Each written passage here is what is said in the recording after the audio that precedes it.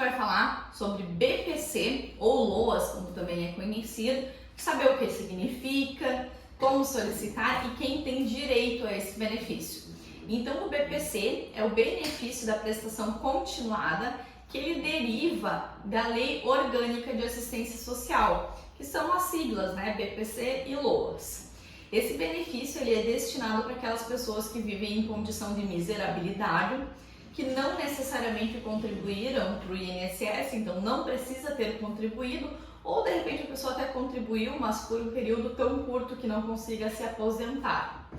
Então, além de ter a miserabilidade, precisa ser uma pessoa com deficiência ou uma pessoa idosa acima de 65 anos. Esse benefício tem o valor de um salário mínimo, sempre o valor de um salário mínimo.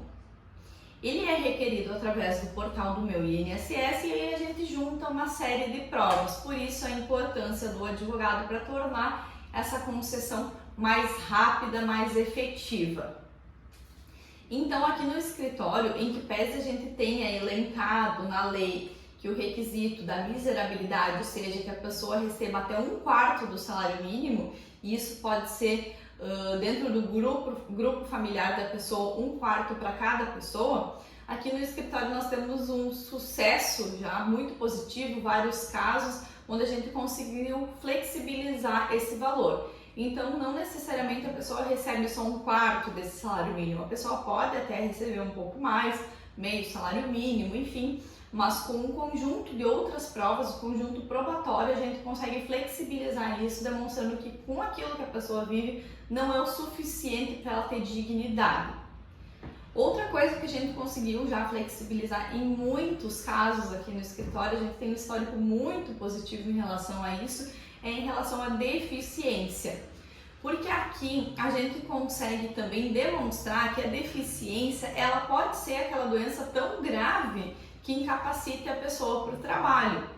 Então, a gente tem algumas doenças que não estariam, né, elencadas como deficiências físicas ou mentais, mas é uma doença tão grave que ela acaba por tornar uma deficiência, já que a pessoa não consegue trabalhar, não consegue se inserir no mercado de trabalho. Então, por exemplo, recentemente a gente teve um caso onde foi deferido o benefício, a pessoa teve há muitos anos atrás tuberculose e ficou com sequelas no pulmão. Isso por vezes causa muita falta de ar, ela tem muita infecção, muita febre, então isso lhe incapacita para o trabalho que ela exercia. E devido já a essa condição física, ela não conseguiu se encaixar em nenhuma outra profissão. Ela faltava muito ao trabalho, então não conseguia emprego. Então a gente conseguiu demonstrar que essa doença se tornou tão grave na vida dela que fica tal e qual fosse uma deficiência. A gente também já conseguiu isso para pessoas que têm muitas dores em alguma região do corpo, então isso acaba incapacitando realmente ela para que possa trabalhar. Outro caso que a gente já conseguiu flexibilizar aqui no escritório foi a questão da idade, porque para idosos a lei diz que seria acima de 65 anos, mas nós temos histórico muito positivo em conseguir flexibilizar isso também. Obviamente a gente não vai conseguir para uma pessoa muito nova, mas a gente já conseguiu, por exemplo, para pessoas de 60 anos. Então a pessoa chegou naquela idade, já não consegue mais se inserir no mercado de trabalho, está numa condição de miserabilidade, a gente conseguiu diminuir essa idade para a pessoa não ter que esperar até os 65 anos, porque isso ia lhe tirar totalmente a dignidade. Então existem várias provas que a gente deve juntar no processo, a gente sempre inicia com um processo administrativo e volto a dizer aí a importância de um advogado para analisar quais são as provas necessárias.